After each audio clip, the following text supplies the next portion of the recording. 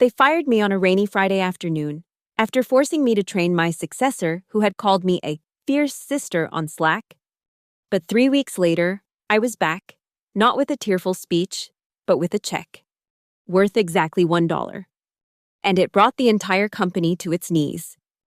My name is Maggie Holbrook. I'm 34, originally from Austin, Texas, though I've moved around quite a bit. This is the story of how I lost everything I built and how I took it all back with a single dollar bill. 9 years ago, I was living in a cheap studio apartment in Dallas. My diet consisted mainly of ramen noodles, and my ambitious dreams kept me up at night. I was building an AI tool that could analyze emotional language from tweets and customer reviews, the kind of thing that could help companies understand how people really felt about their products, not just what they said in surveys. My workspace was hardly impressive: an old whiteboard rescued from a dumpster behind a bankrupt tech startup and a laptop that had seen better days. But that humble setup was where RippleNest was born, a platform that would eventually help major corporations avoid media disasters worth billions. I remember the night I finalized the first working prototype. Rain hammered against my single window as thunder rolled across the Dallas sky. My hands trembled with exhaustion and excitement as I ran the algorithm against a dataset of customer complaints about a major airline. The patterns it detected were remarkable, subtle emotional cues that human analysts had missed entirely. By morning, I knew I had something valuable, something that could change how businesses understood their customers, something worth fighting for. Fast forward to last year. After growing RippleNest into a respected analytics firm with a loyal client base, I received an offer I couldn't refuse. Hollow and Knox Ventures, a slick investment company with deep pockets, wanted to acquire RippleNest. "We love what you've built," said Jeffrey Knox, the silver-haired partner who led the negotiations. "And we want you to stay on as Chief Strategy Officer. Your vision is what makes this company special." The terms were attractive: significant capital injection, expanded resources, and the promise that I would maintain creative control. There was just one catch: they wanted majority ownership. After weeks of negotiation, we reached an unusual arrangement.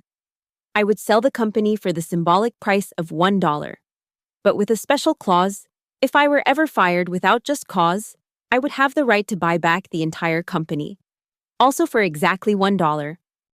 "This is just a formality," Jeffrey assured me, sliding the contract across the table. "We're bringing you in because we believe in you. This clause will never come into play." My lawyer, Wesley Tran, raised an eyebrow. "Are you sure about this, Maggie?" I nodded and signed. Clause 19B, buried in legal jargon, became my insurance policy, though I never truly expected to need it. The new management team arrived within weeks. Blake Foster, the new CEO, had previously run a failed smartwatch company. His LinkedIn profile boasted of disruptive innovation, despite his company having burned through venture capital without ever shipping a product. At his side was Talia Rivers, the new brand director. Her office walls featured framed motivational quotes she'd attributed to herself, and she referred to AI as positive living inspiration.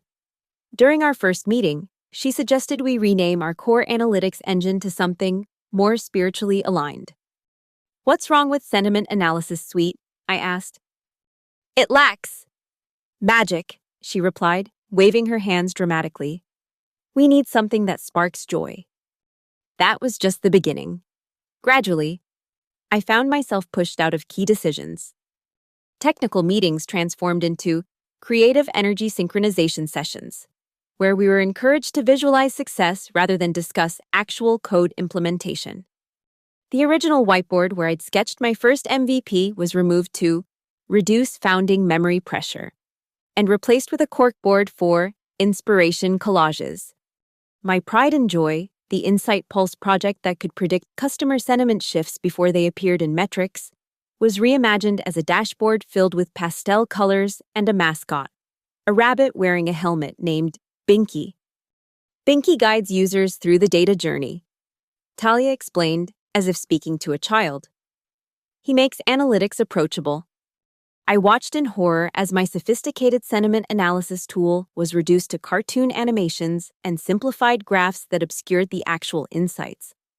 The exodus began slowly.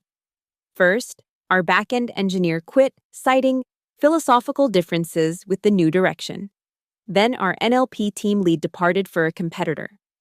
Our lead UX designer lasted longer than most, but eventually sent me a regretful email. I can't design another screen with that damn rabbit. Maggie, I went to design school for this? One afternoon, I received a text from Callie, a former employee who'd moved to the parent company's finance department. Your name is on the cut list. They're planning to clean house next week. That night, I reopened my acquisition contract. Clause 19B was still there, still valid, still legally binding.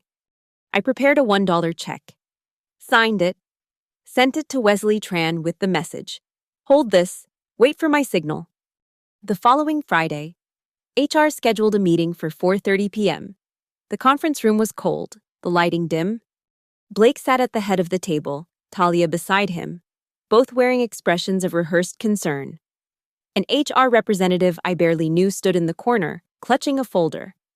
"Maggie," Blake began, "we've been evaluating the direction of Ripple Nest, and we feel it's time to move forward unencumbered by the past." "What Blake means," Talia interjected with a smile that didn't reach her eyes, "is that sometimes founding energy can become restrictive to new growth." "You're firing me," I stated flatly.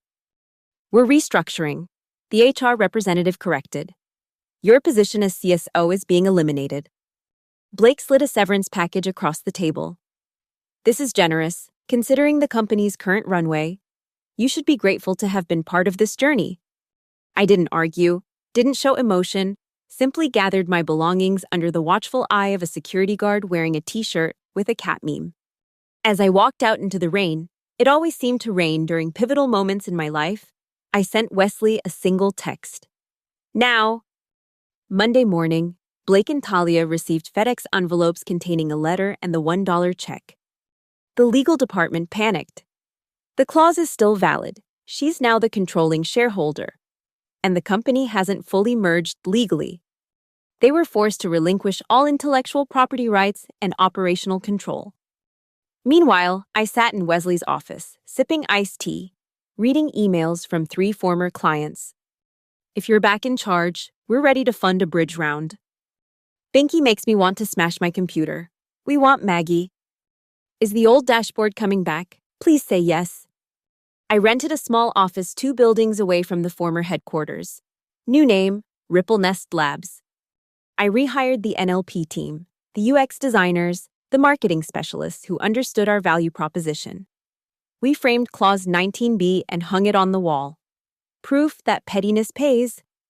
Our relaunch campaign featured a phoenix rising from a burning $1 check. Tagline, backed by fine print, built to last. Blake resigned after the investment board unanimously withdrew funding. Talia posted a lengthy article about forgiveness culture in leadership, but turned off comments after 30 minutes. 6 months later, I was invited to give a keynote at the TechCore conference. I told the story from the first whiteboard to the fateful check. I brought the framed $1 check on stage. Always read the fine print and never underestimate a woman who survived on ramen noodles. The audience gave me a standing ovation. As I left the stage, I couldn't help but smile at the irony. They told me to be grateful. Now I'm the one signing their paychecks. That night after the TechCore conference, I returned to my hotel room feeling a strange mix of vindication and emptiness. The applause still echoed in my ears, but something felt unfinished. Revenge, it turned out, wasn't quite as satisfying as I'd imagined. I kicked off my heels and collapsed onto the king-sized bed, staring at the ceiling. My phone buzzed incessantly with congratulatory messages and meeting requests from investors who suddenly saw value in what I'd built. The same investors who hadn't returned my calls a year ago. A text from Wesley appeared. "You did it. Now what?" Good question. I'd spent so much energy reclaiming what was mine that I hadn't thought much about what came next. The road ahead looked different now. I wasn't the same struggling founder eating ramen in a studio apartment, and Ripple Nest wasn't the same scrappy startup. Morning brought clarity. I showered, dressed, and opened my laptop to an email from an unexpected source, Jeffrey Knox.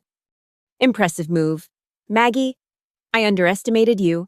When you're ready to talk about the future, my door is open. I deleted it without responding. The new Ripple Nest offices were alive with energy when I arrived. We'd grown from the small team I'd rehired to a staff of 22. The open workspace hummed with conversation and clacking keyboards. No motivational posters, no mandatory meditation sessions. Just people who believed in what we were building. Amara Singh, my newly appointed CTO, waved me over to her workstation. Her dark hair was pulled back in a practical ponytail. Her desk notably free of clutter except for a small plant and 3 monitors displaying code. I think we've isolated the pattern recognition issue, she said, pulling up a visualization. The algorithm was getting confused by sarcasm in certain regional dialects. We've retrained it using datasets from different geographic regions. I leaned in, examining the results. This is good, really good. Also, she added, lowering her voice, you should know that 3 former employees from the Hollow and Knox era have sent resumes. Anyone worth considering? The junior data scientist. The others were Talia hires, more brand than substance. I nodded. Set up an interview with the data scientist. As for the others, I paused, considering my words carefully. Tell them we're moving in a different direction. It felt strange rejecting people who'd once rejected me, but this wasn't about revenge anymore. This was about building something that would last. The next few weeks were a blur of meetings, development sprints, and client calls. We secured a new round of funding, on our terms this time, and expanded our algorithm to include visual sentiment analysis from social media images. The work was challenging, exhilarating, and completely consuming. One evening, as the office emptied and the Dallas skyline glittered outside my window, I found myself alone with my thoughts again. I opened a drawer and pulled out the framed dollar bill, the one I'd used to buy back my company. Quite a talisman you've got there. I looked up to see Marcus Delaney, our lead investor, standing in the doorway, tall and lean, with salt and pepper hair and eyes that missed nothing. Marcus had backed Ripple Nest when other VCs had passed. It reminds me not to make the same mistake twice, I replied, returning the frame to its drawer. He entered and took a seat across from me. I've been reviewing the quarterly projections. Your team is outperforming expectations. We have something to prove. To whom? Blake, Talia, Hollow and Knox? He leaned forward. Or to yourself? The question caught me off guard. Does it matter? Results are results. It matters if you're making decisions based on the past rather than the future. His tone wasn't accusatory, just matter of fact. I've seen too many founders get stuck in revenge mode. They build successful companies driven by spite, but they're never happy.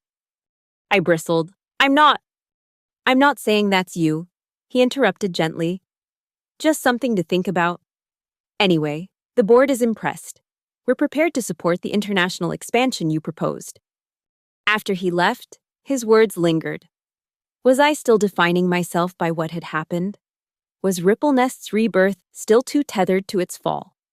The next morning, I called Amara, who had successfully led Ripple Nest as CEO for the past 5 years.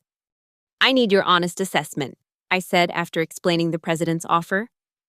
Is the foundation strong enough to continue its mission if I step back? Amara didn't hesitate. We've built a resilient organization. Maggie, the team is exceptional. The processes are solid and the mission is clear. Would we miss your vision and connections? Absolutely. Would we collapse without you? Absolutely not. Her confidence was reassuring. And what about you? Any interest in joining the council? She laughed. My place is here, growing what we built. Your place has always been at the frontier. We both know that. After hanging up, I made one more call.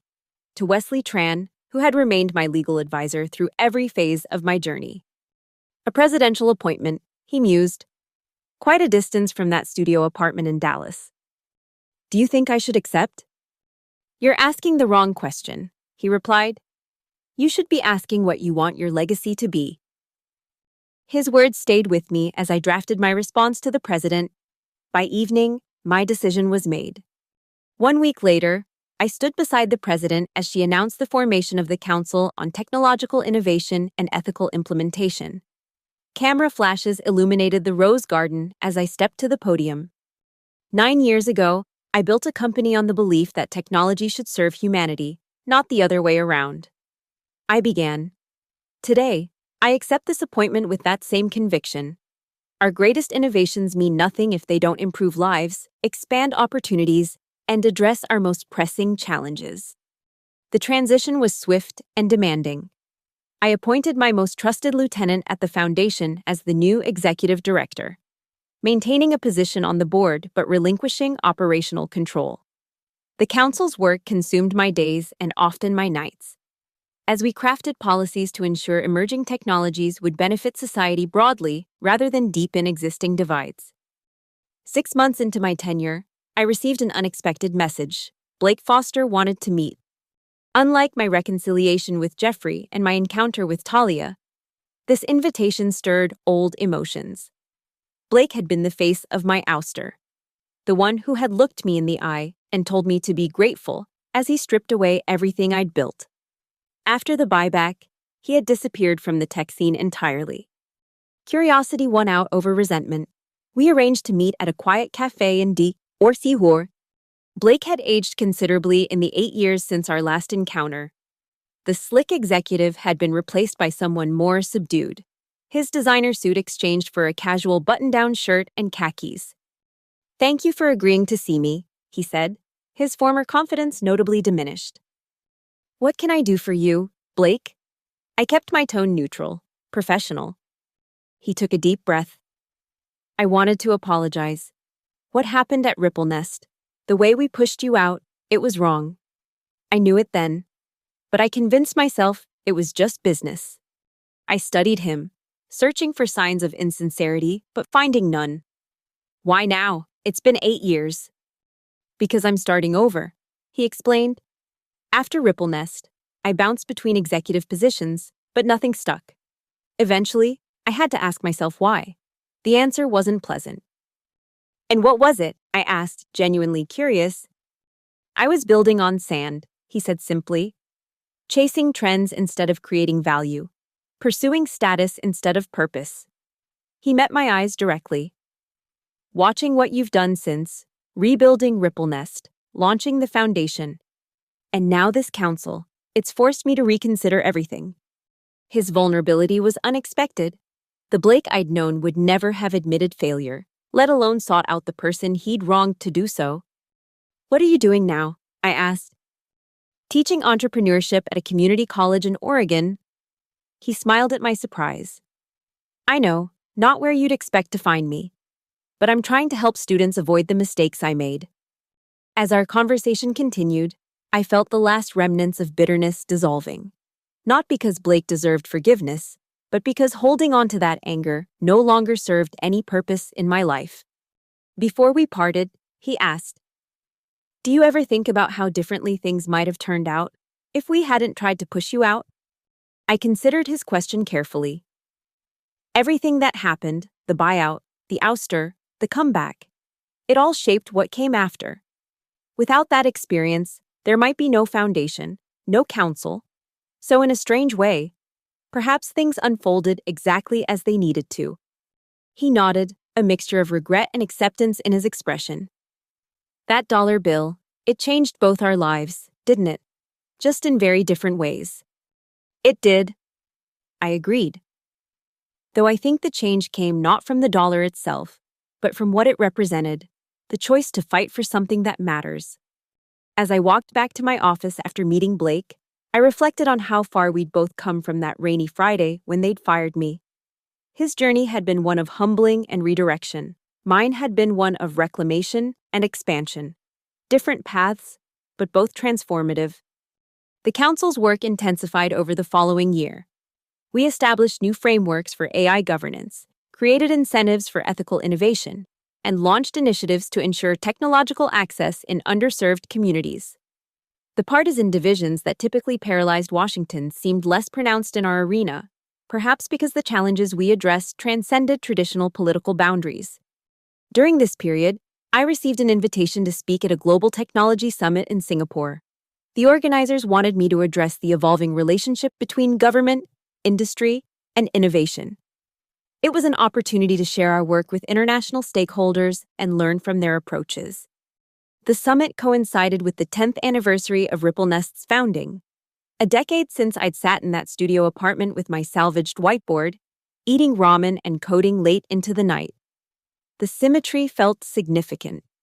My keynote speech drew from the entirety of my journey: the founding, the loss, the reclamation, and the expansion beyond my original vision. The story of innovation is not linear. I told the audience of global leaders and entrepreneurs. It's cyclical. We build, we encounter resistance, we adapt, we rebuild. Sometimes we lose control of our creations, sometimes we reclaim them. But the most important question is not who owns the innovation, it's who benefits from it. I shared how my perspective had evolved from focusing on ownership to focusing on impact. How the $1 revenge that had once defined my story had become merely a chapter in a longer narrative about creating systems that empower others. After the summit, a young founder approached me, her expression earnest. "Your story about the $1 clause is famous in startup circles," she said. I made sure to include something similar in my first funding agreement. I smiled, recognizing my younger self in her determination. Just remember that the clause itself wasn't what saved RippleNest. It was knowing what I was fighting for and being willing to start over if necessary. She nodded thoughtfully. "So, what are you fighting for now?" The question was simple, but profound. A future where technology serves everyone, not just those who create it or can afford it, where innovation is measured not just by its novelty, but by its capacity to solve real problems for real people. "That's a much bigger mission than one company," she observed. "Yes," I agreed, "and that's why it can never be accomplished alone." Upon returning to Washington, I found an invitation waiting from the RippleNest board. They were planning a special event to mark the company's 10th anniversary and wanted me to attend as the guest of honor. The celebration was held in the original Dallas office building where RippleNest had first expanded beyond my apartment. The space had been transformed for the evening, with interactive displays showcasing the company's evolution from a sentiment analysis tool to a comprehensive suite of emotional intelligence technologies serving clients worldwide. Amara greeted me with a warm embrace. Under her leadership, RippleNest had more than quadrupled in size and expanded into new markets across Asia and Europe. "We've come a long way from that whiteboard, haven't we?" she said, leading me through the exhibits. "Further than I ever imagined," I admitted.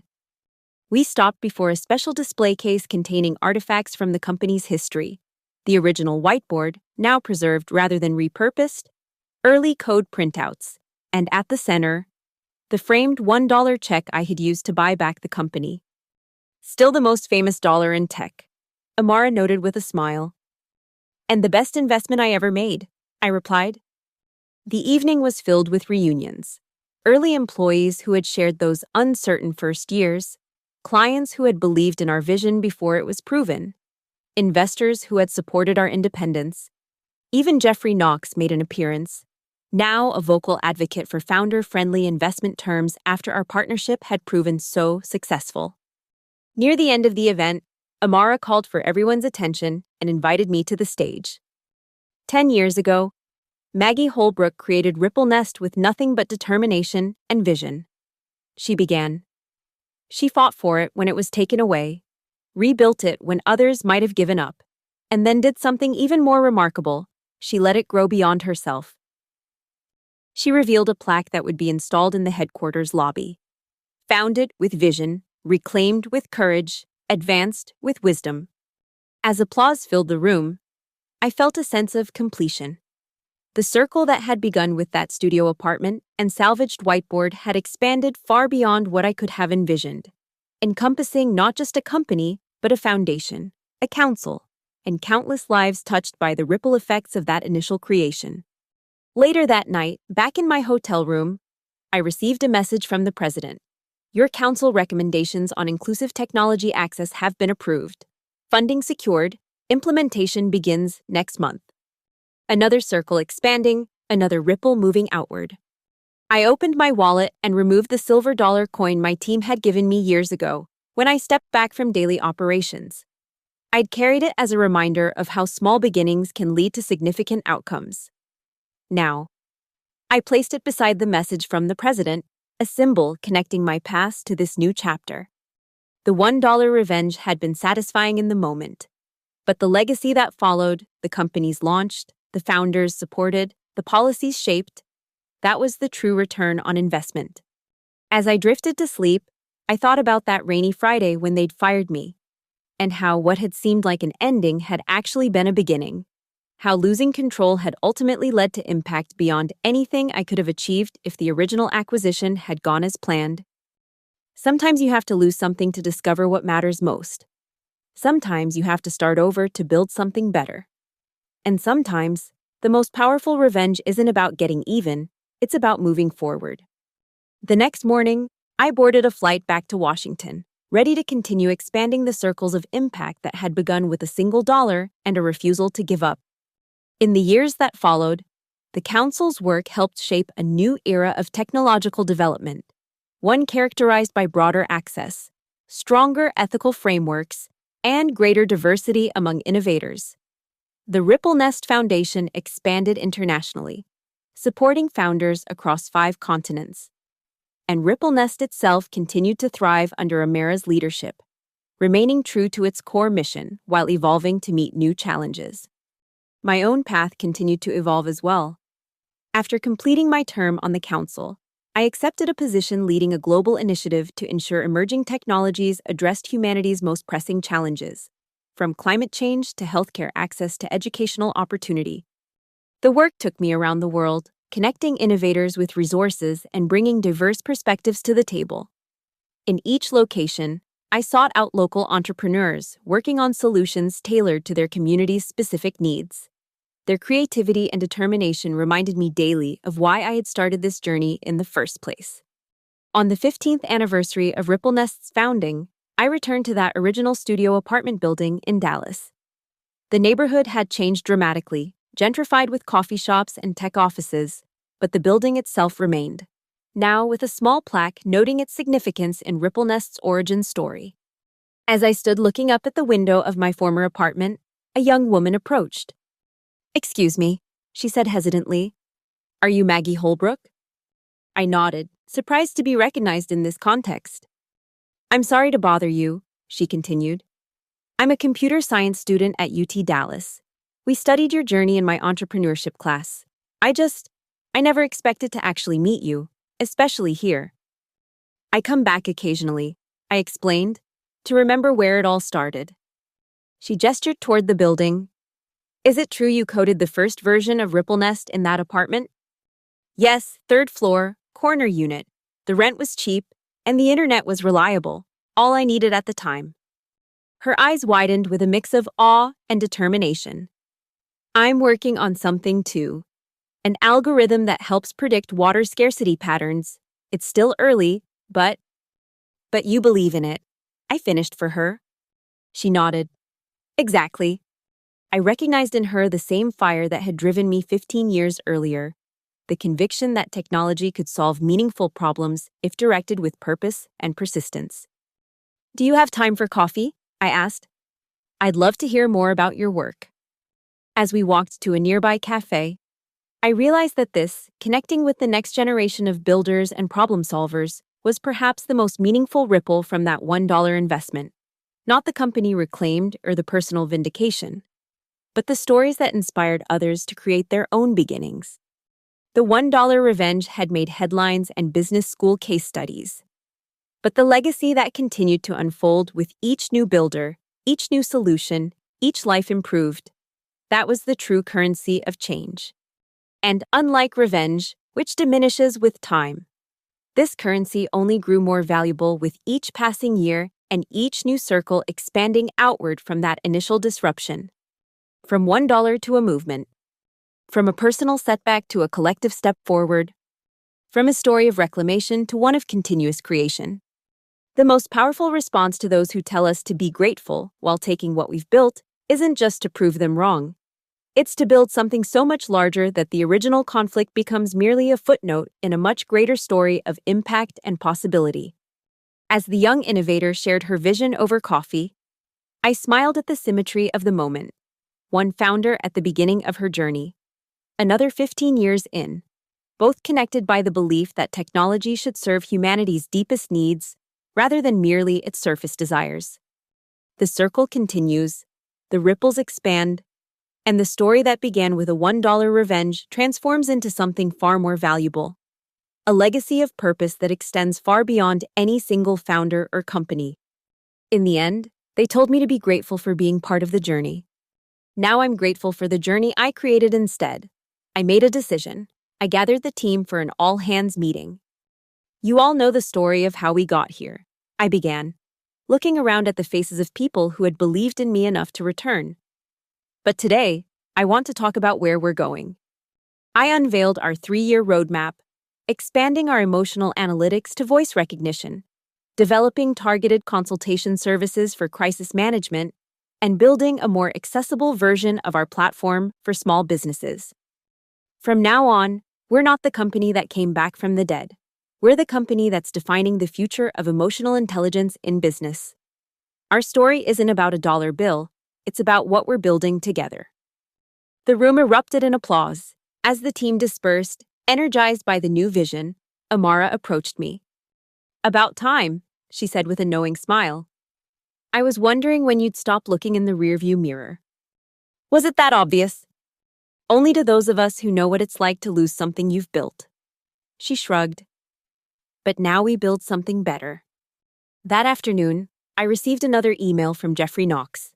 This time, I decided to respond. Thank you for your message.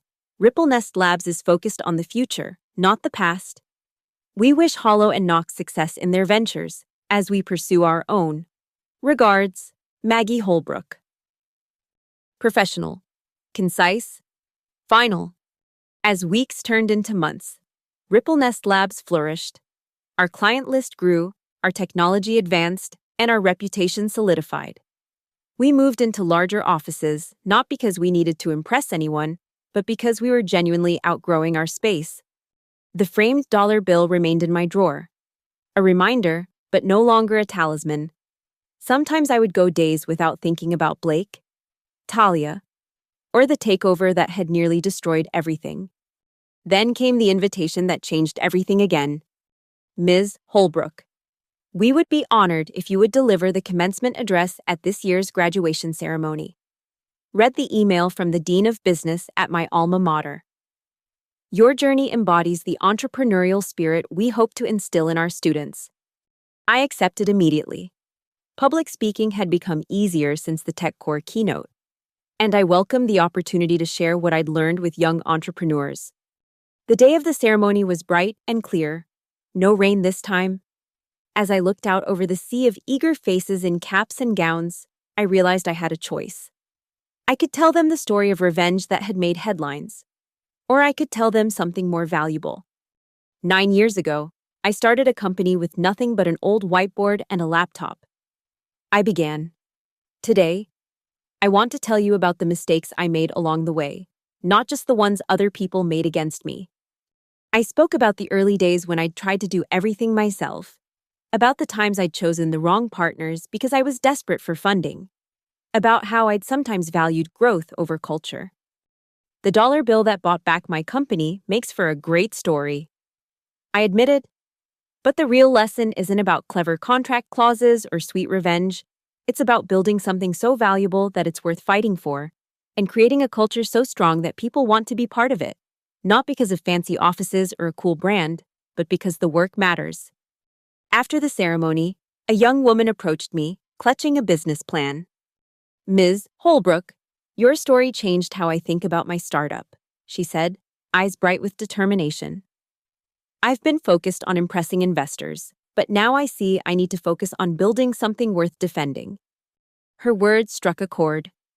In helping her, perhaps I was also helping myself finally move beyond my own story of loss and redemption. That evening, back in my office, I took out the framed dollar bill one last time. It had served its purpose. I removed it from the frame and tucked it into my wallet, not as a trophy, but as a reminder that everything valuable comes with a price, and sometimes that price is letting go of the past. The next morning, I called a carpenter and asked him to repurpose the old whiteboard I'd rescued from a dumpster years ago. He crafted it into a conference table for our main meeting room, a physical transformation that mirrored our company's journey. During our first meeting at that table, I looked around at the team that had helped rebuild Ripple Nest Labs. Some had been with me from the beginning, others had joined along the way. But all of them were here because they believed in what we were creating. Today, we start a new chapter, I announced, one where we're defined not by what we lost, but by what we're building. As if on cue, my phone buzzed with a notification. A major client we'd been courting for months had signed a 3-year contract, not because of our comeback story, but because our technology outperformed everything else on the market. I smiled, feeling a weight lift from my shoulders. The $1 revenge had made for a great story. But the sequel, the one about building something meaningful and lasting, would be even better. The first year after reclaiming Ripple Nest was about survival. The second was about stability. The third, as it turned out, would be about succession. Not that I was planning to leave, far from it, but as our company grew to over 100 employees with offices in Dallas, San Francisco, and now London, I realized that Ripple Nest needed to be bigger than just me. The very thing I'd fought against Hollow and Knox over, being pushed out of my own creation, had contained a kernel of truth. Founders can sometimes become bottlenecks. The realization came during our executive retreat in Colorado. We'd rented a mountain lodge for strategic planning, and after a day of meetings, I found myself sitting by a fire pit under a canopy of stars with my leadership team. The expansion into predictive consumer response modeling is moving faster than we anticipated, Amara reported, the firelight dancing across her face. We're going to need to hire at least 15 more data scientists over the next quarter. Julian Webb, our CFO, nodded thoughtfully. A former Wall Street analyst who'd grown disillusioned with traditional finance, he'd joined us 6 months after the buyback. The funding is secure. The question is whether our management structure can scale at that pace. All eyes turned to me. What? I asked, sensing there was something they weren't saying. Amara and Julian exchanged glances. Maggie. Amara began carefully. You're still approving every major algorithm update personally. That worked when we had 3 products. We now have 11, with 7 more in development. And you've been reviewing all client contracts. Julian added. Last month, legal had a 2-week backlog waiting for your signature. I felt a flash of defensiveness. I just want to make sure we maintain quality. After what happened with Hollow and Knox, we know, Amara said gently, but we're not them, and you built this team because you trust us, right? She was right. Of course, I had handpicked every leader sitting around that fire. Each had proven their competence and commitment countless times. Yet I was still acting like the solo founder who had to control everything. You're right, I admitted. I've become the very bottleneck I criticized Blake for creating. So, what do you suggest? By the time the embers died down, we had outlined a new organizational structure that distributed decision-making authority across the leadership team. I would focus on overall vision and strategy, while empowering others to execute in their areas of expertise. The transition wasn't easy. The first time Amara deployed a major algorithm update without my review, I found myself checking and rechecking the code like a nervous parent on their child's first day of school. When Julian negotiated a partnership agreement that I only saw in its final form, I had to physically stop myself from suggesting revisions. But the results spoke for themselves. Projects moved faster. Innovation accelerated. Team morale improved as people felt trusted to do their best work. 6 months into our new structure, we faced our first major crisis. A client, a multinational beverage company, had launched a campaign based on our sentiment analysis. The results were disastrous. The algorithm had missed cultural nuances in Asian markets, leading to a tagline that was unintentionally offensive in Japanese. In the past, I would have stepped in immediately, taking control of the situation. Instead, I watched as Amara led our technical response. Julian managed the client relationship, and our new chief communications officer, Daniela Reyes, handled the public fallout. They didn't just fix the problem, they transformed it into an opportunity. Amara's team developed an enhanced cultural context layer for our algorithm. Julian negotiated a broader contract that included this new feature. Daniela turned our transparent response into a case study on corporate accountability. When they presented the resolution to me, I felt something unexpected: pride. Not in what I had built, but in what they had become. This is what succession looks like, Marcus remarked during our next board meeting. Not leaving the company, but making sure it can thrive, even if you did. His words resonated. I realized that true ownership wasn't about control. It was about creation and care. I had created Ripple Nest and cared enough about it to ensure it could eventually exist without me. This realization led to another. It was time to settle the last piece of unfinished business. Jeffrey Knox had continued to send occasional emails over the years. I had maintained professional but distant responses. Now, I decided to reach out with a different purpose. I'd like to meet, I wrote, not to revisit the past, but to discuss a potential collaboration. We met at a neutral location, a quiet coffee shop halfway between our offices.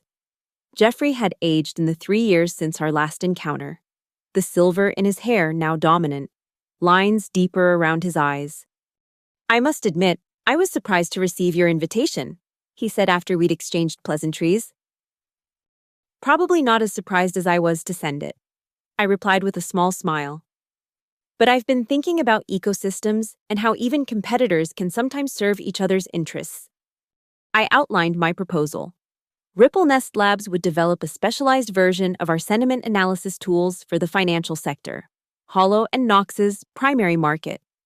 In return, they would provide access to their extensive client network. No ownership exchange, just a strategic partnership. Jeffrey studied me with newfound respect. 3 years ago, you wouldn't have suggested this. 3 years ago, I was still angry. Now I'm just focused on building the best company I can. And the best legacy? He asked perceptively. I nodded. That too. The partnership was announced the following quarter, causing a minor sensation in the tech world. Former rivals joining forces made for compelling headlines, though few knew the full story behind our separation and reconciliation. As our collaboration took shape, I began thinking more seriously about my own future. Ripple Nest was stable, growing, and increasingly capable of operating without my daily intervention. What would my next chapter look like? The answer came from an unexpected direction. A former client who had become a friend invited me to guest lecture at a business incubator she ran for underrepresented founders. The experience was revelatory, sharing knowledge with hungry entrepreneurs who reminded me of myself 9 years earlier awakened something I hadn't realized was missing. You should do this more often, my friend observed after the session. These founders need mentors who've been through the fire. Her words planted a seed. What if my next venture wasn't another company, but investing in and guiding the next generation of founders, especially those who, like me, didn't fit the traditional Silicon Valley mold? I began setting aside time each month for mentoring. I established a small personal investment fund focused on female founders and those from underrepresented backgrounds. I joined the boards of 2 nonprofits working to increase diversity in tech. Gradually, these activities shifted from side projects to central passions. I found myself as energized by helping other founders navigate their journeys as I had once been building my own company.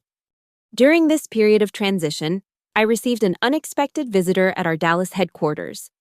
The receptionist called up, "There's a Talia Rivers here to see you. No appointment?" My stomach tightened. I hadn't seen Talia since the buyback.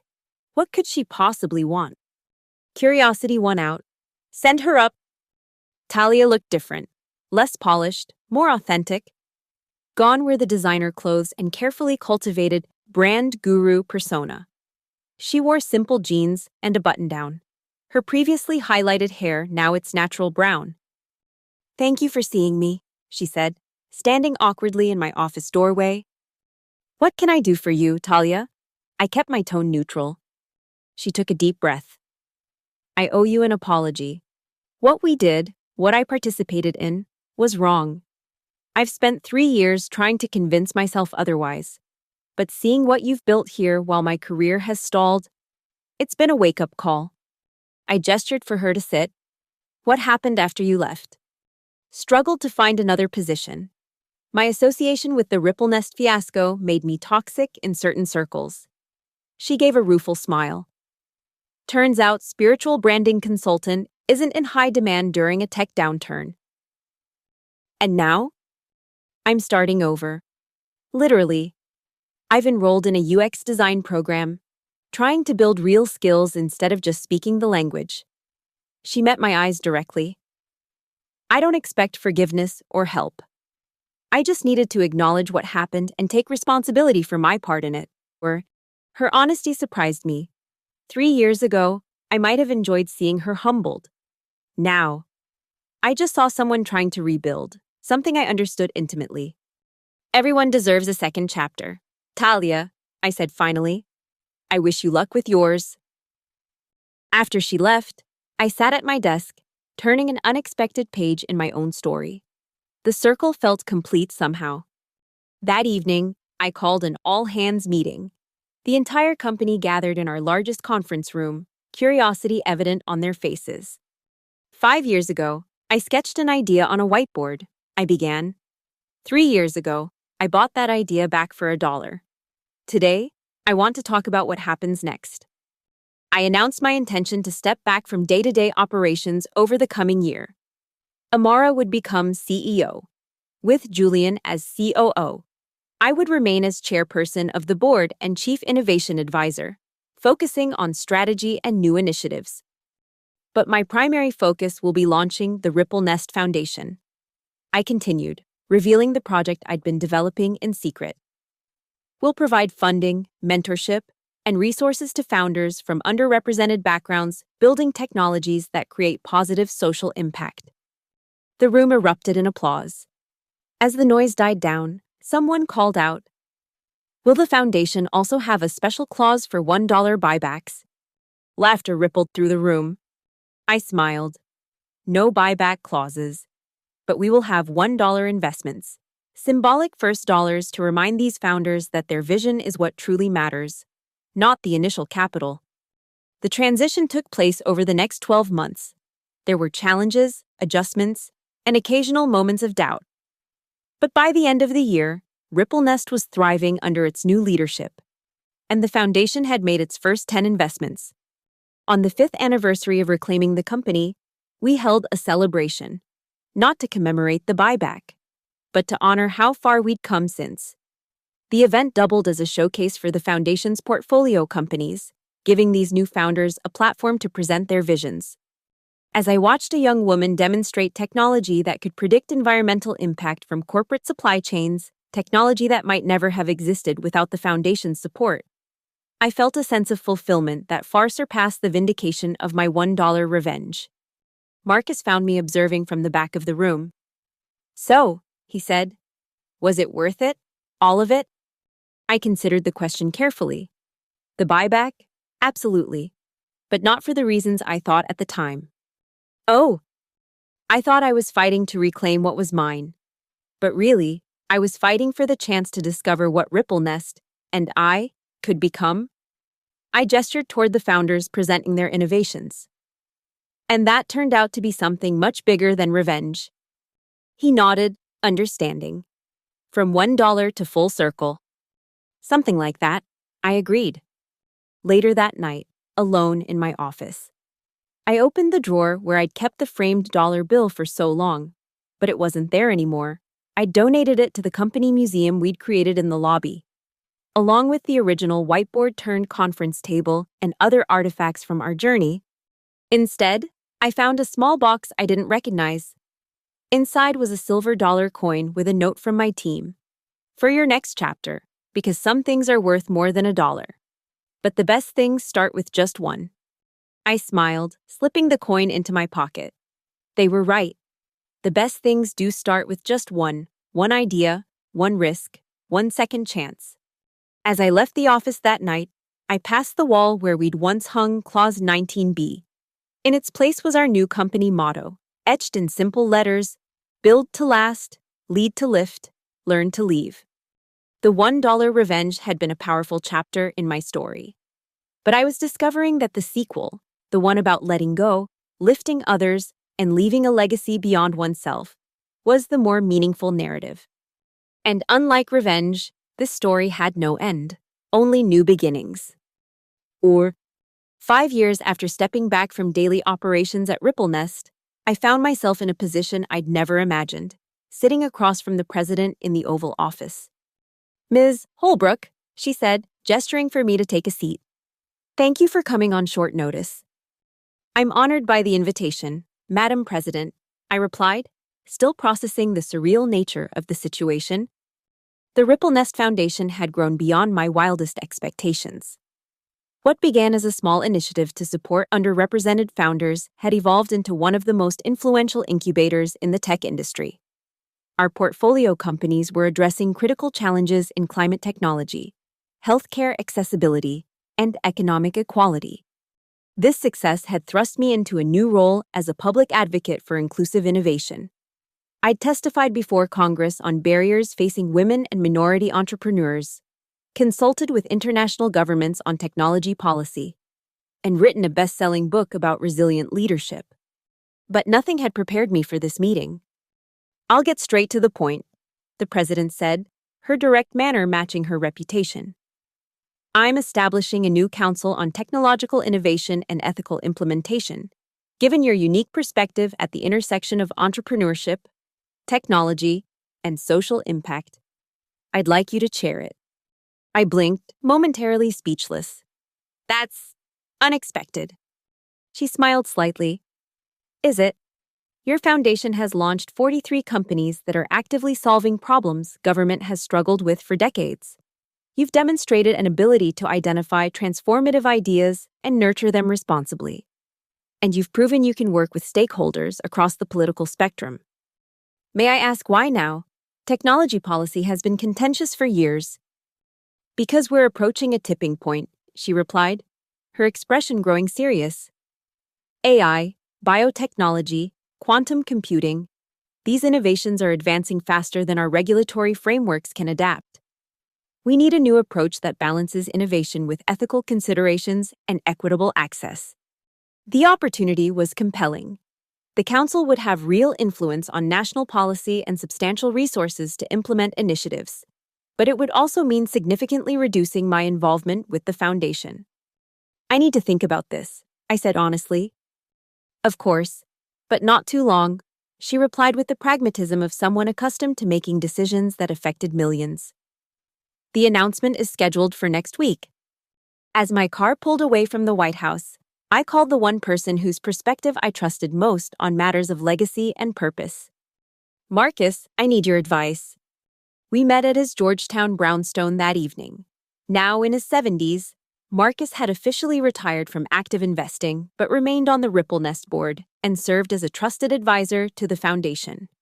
I explained the president's offer as we sat in his book-lined study. "It's an extraordinary opportunity," he acknowledged, pouring us each a glass of scotch. "But I sense you have reservations. The foundation is still growing. We're just launching our international expansion. The timing isn't ideal." Marcus studied me over his glasses. "Are you concerned about the foundation, or are you concerned about letting go?" The question struck a nerve. "Maybe both. I've already stepped back from Ripple Nest. The foundation is where I've redirected my creative energy. And you're worried that if you let go of that too, there won't be anything left that's truly yours?" His perception was uncanny as always. I nodded, slightly embarrassed by how accurately he'd diagnosed my hesitation. "Maggie," he said gently, "do you remember what you told me when you launched the foundation? You said you wanted to create something that would outlast you, something that could magnify impact beyond what any single founder could achieve alone." I remember. Then perhaps this is the ultimate test of that vision. Can you trust your team to carry the foundation forward while you use your influence in an even broader arena? As I considered his words, I realized my reluctance wasn't just about letting go, it was about identity. For so long, I'd defined myself as the founder who fought back, then as the mentor who lifted others. Who would I be in this new role? When I bought back Ripple Nest with that dollar, I said slowly, I thought I was reclaiming my identity. But over the years, I've realized that identities aren't static. They evolve, just like the companies we build. Marcus smiled. So, what's the identity you're growing into now? The answer came with surprising clarity. Someone who can change systems, not just build within them. The next morning,